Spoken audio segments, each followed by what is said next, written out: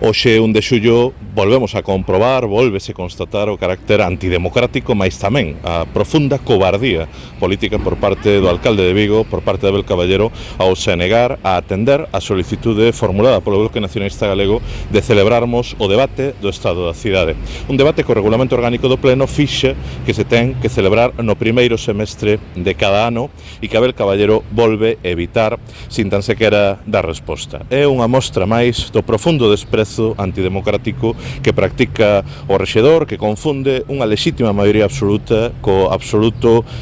con esa permanente xordeira diante de calquera opinión que diverxa da súa propia. As vigueses e os vigueses teñen o dereito a que as diferentes forzas políticas contrasten nun debate sosegado a súa visión sobre o estado da cidade, mas sobre todo que poidan coñecer as diferentes alternativas para atendermos de verdade as necesidades reais da nosa cidade. Pouco se pode agardar dun alcalde como Abel Caballero, que está máis cómodo como tertuliano televisivo que presidindo un pleno no que é certo que apenas permanece de media 30 minutos, non? Dende logo, para Abel Caballero é moito máis interesante, lle debe ser máis propio da súa función como alcalde estar a pontificar sobre calquera asunto da actualidade política española no plató de televisión, de algunha televisión estatal, que presidir o máximo organismo de representación democrática da cidade, porque as viguesas e os vigueses non se reducen a aquelas e aqueles que colleron a papeleta do Partido Socialista nas pasadas eleccións municipais. A cidade está representada polos 27 asentos, non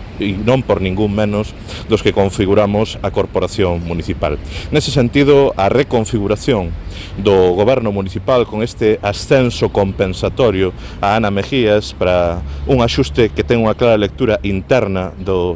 que responde á situación que atravesa o Partido Socialista despois de que Abel Caballero tivera que desdecirse do nomeamento da promoción da propia Mejías como delegada especial da Zona Franca para ter que asumir a imposición dende Madrid do nome de David Regades.